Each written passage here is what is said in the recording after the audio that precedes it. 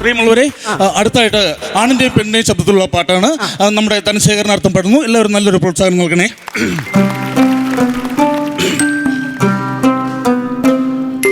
പൂക്കൾ, പനിനീർ പൂക്കൾ, കാണുന്നുണ്ടോ ഈണം, ഇളിതന്നീണം, നീയും കേൾക്കുന്നുണ്ടോ? കണ്ണു ഞാൻ രണ്ടാളും ഇതുവഴിയേ ഇവിടെ വരെ.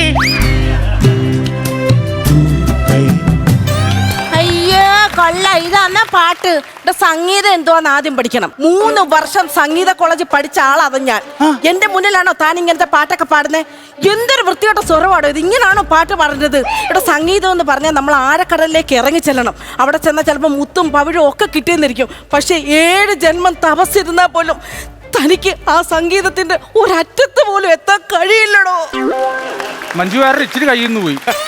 മഞ്ജുവാരുടെ അടിച്ചല്ലേ? ഞാൻ മഞ്ജുവാരെ പിടിച്ചതൊന്നുമല്ല, ഞാൻ ഉള്ള കാര്യം പറഞ്ഞത്. താൻ പാടിയത് കൊള്ളത്തില്ലായിരുന്നു. കയ്യിൽ നിന്ന് പോകുമ്പോ ഇതൊക്കെ പറയാമല്ലോ. എന്നിട്ട് തന്റെ ഭാര്യയും പിള്ളേരും ഒക്കെ കൂടെ ഉണ്ട്. എന്റെ ഭാര്യയും പിള്ളേരും ഉണ്ട്. ഭാര്യ വണങ്ങിപ്പോയി. പിള്ളേരുണ്ട്. പിള്ളേരുണ്ടോ? ആ, പിള്ളേരുണ്ട്. ഭാര്യ എന്താ വണങ്ങിപ്പോയെ? സംഗീതം. എന്റെ സംഗീതം നമുക്ക് സഹിക്കാൻ പറ്റില്ല. ആര് സഹിക്കൂടോ? ആര് സഹിക്കൂ ഇത്? അതെന്താന്ന് വെച്ചാലേ, ഞാൻ രാത്രി 1 മണിക്കൊക്കെ ഇരുന്ന് സാധകം ചെയ്യും. അത് അവർക്ക് ഇഷ്ടപ്പെടില്ല. അവളെ ഇറങ്ങിപ്പോയി. ഇവിടെ 1 മണിക്ക് സാധനം ചെയ്താൽ അവർക്ക് ഉറങ്ങണ്ടേ? അപ്പൊ ഞാൻ എന്ത് ചെയ്യും? രാവിലെ എഴുന്നേറ്റ് വെളുപ്പിന്റെ എഴുന്നേറ്റ് ചെയ്യണം. അപ്പൊ എനിക്ക് ഉറങ്ങണ്ടേ? ഇടപ്പോ 1 മണിക്ക് അവർക്ക് ഉറങ്ങണ്ടേ? അല്ല, അപ്പൊ എനിക്ക് ഓഡിയൻസ് വേണ്ടേ? ഞാൻ പാടുന്ന ആരെങ്കിലും കേൾക്കണ്ടേ? അതുകൊണ്ടല്ലേ 1 മണിക്ക് അവളെ വിളിച്ചോ. സൈക്കോയാണോ? അങ്ങനെ വെച്ചു. സിംഗർ മാത്രല്ല, താൻ സൈക്കോയും. അല്ല, അങ്ങനെ തോന്നിയ ദിവസം പറയാം. അത് ശരിയല്ല. അറിയപ്പെടുന്ന സിംഗർ നാട്ടിൽ. അത് ശരിയല്ല. ഇപ്പൊ സ്ഥലത്ത് ഭാര്യയും ഭർത്താവും കൂടി തല്ലി പിടിക്കണത്. വീട്ടിൽ പോയി കിണങ്ങും. അയ്യോ, നമ്മള് ഭാര്യയും ഭർത്താവുന്ന് പറയട്ടെ. എനിക്കൊരു വിഷയമൊന്നുമില്ല. എനിക്ക് വിഷയമുണ്ട്. ഞങ്ങളെ ഭാര്യയും ഭർത്താവൊന്നും അല്ല. ഓഹോ, കവിതാക്കളാണല്ലേ? എടോ, പറയുന്ന കേട്ടോ, നമ്മള് കവിതാക്കളാന്ന്. എന്തെങ്കിലുമൊക്കെ പറയാം. എനിക്ക് വിഷയം അതൊക്കെ. എടോ, ഞങ്ങള് കവിതാക്കളൊന്നും അല്ല. എന്തെങ്കിലും ആട്ടാ. എന്താ ചേച്ചിയുടെ പ്രശ്നം? എടോ, ഒന്നും പറയണ്ട. എന്റെ 8ന്റെ പുറത്ത് അങ്ങനെ വണ്ടി കൊണ്ടിട്ട്, അതാണ് പ്രശ്നം. താൻ എന്ത് മനുഷ്യനാണോ? ആ ചേച്ചിയുടെ നെറ്റിന്റെ പുറത്താണോ താൻ കൊണ്ട് വണ്ടി? നെറ്റിന്റെ പുറത്തല്ല, ഡ്രൈവിംഗ് സ്കൂളിലെ ടീച്ചറാ. പക്ഷെ ഞാൻ കൊണ്ട് വണ്ടി ഇട്ടേക്കണം. അവർ 8 മാറ്റിയിടണം. എന്റെ കുഴപ്പമാണോ? 1 തൊട്ട് 7 വരെ ഇല്ലേ? അവിടെ എവിടെയെങ്കിലും കയറ്റിയിടണമായിരുന്നു. 8 തന്നെ കൊണ്ട് ഇട്ടേരുന്ന. ഒരു കാര്യം ചെയ്യും, താൻ 2ൽ കൊണ്ടിടും. മനസ്സിലായി? അവിടെ താക്കിയതാ. തിളച്ചു കയറി എങ്ങോട്ട് പോവാ? ഇനി വാ. ഞാൻ കേട്ട സെറ്റിംഗ്. പുള്ളിക്കാരൻ വണ്ടി കൊണ്ടുവന്ന് നേരെ 2ൽ കൊണ്ടുവന്ന് പാർക്ക് ചെയ്യും. അപ്പം ഓടിച്ചെന്നിട്ട് നെട്ട് 8 വലിച്ചെടുത്തേക്കാം. ഒന്ന് നിർത്താവോ? എനിക്ക് മനസ്സിലായി. ഞാനൊരു കാര്യം പറയട്ടെ, അതൊന്നും അല്ല ഇവിടെ വിഷയം. സ്ത്രീകളോട് അപമര്യാദയായിട്ട് പെരുമാറി ഇയാള് മിസ്ബിഹേവ് ചെയ്തു. എന്തോടാ നീ ചെയ്തത്? സ്ത്രീകളോട് നീ എന്തുവാ ചെയ്തെന്ന് എനിക്കറിയാം.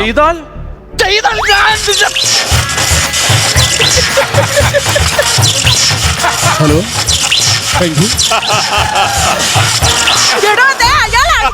അടിച്ചോണ്ടിരിക്കുക കറണ്ട്. കാര്യമുള്ള ഇപ്പൊ എന്തോത്തിനാ ഇങ്ങോട്ട് വന്നേ? പഠിക്കാൻ വന്നതാ.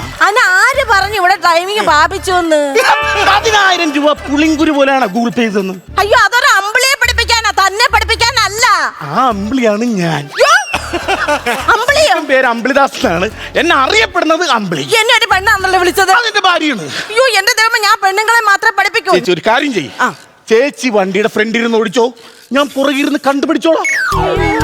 ഇച്ചിരി ഇല്ലാത്ത ഒരു കൂട്ടറിനകത്ത് ഇപ്പം കുറെ ഇരുത്തിക്കൊണ്ട് ഞാൻ പോവാന്ന്. നല്ല പൂതിയാണല്ലോടാ നിനക്ക്. എന്റെ കാശ് കിട്ടണമെങ്കിൽ അത് ഞാൻ 2 ദിവസത്തിനുള്ളിൽ തരാം.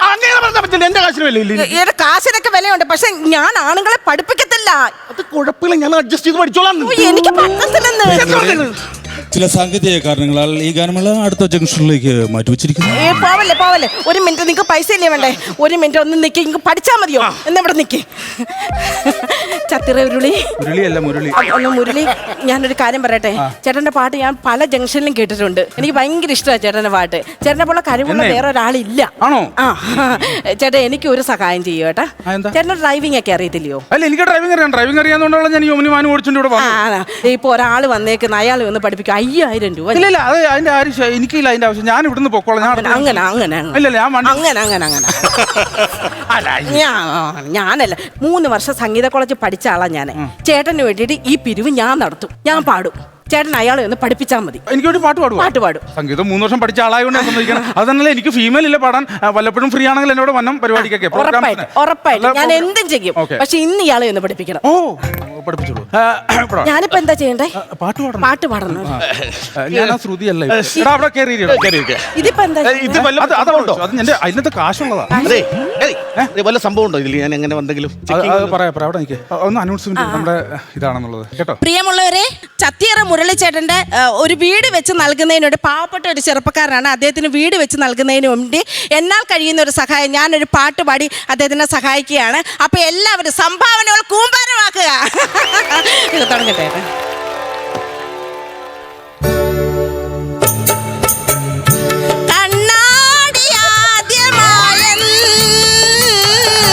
ബാഹ്യരൂപം സ്വന്തമാക്കി, കണ്ണാടിയാദ്യമായൻ ബാഹ്യരൂപം സ്വന്തമാക്കി, ഗായക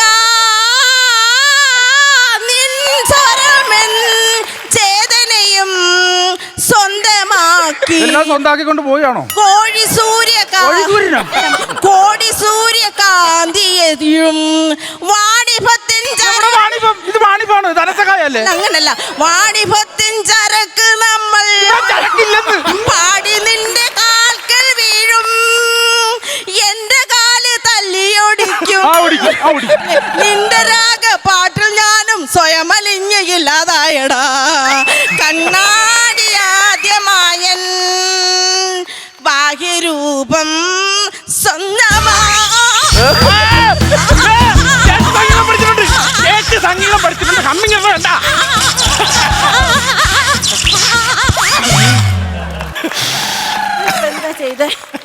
ഞാനിപ്പോ എന്താ ചെയ്തേ? പ്രിയമുള്ളവരെ, ഞാൻ വീട് വെക്കുന്നില്ല. എന്റെ പദ്ധതി ഞാൻ ഉപേക്ഷിച്ചു. ഈ ഫണ്ട് എല്ലാവരുടെയും സാന്നിധ്യത്തിൽ ഞാൻ കൈമാറുകയാണ്.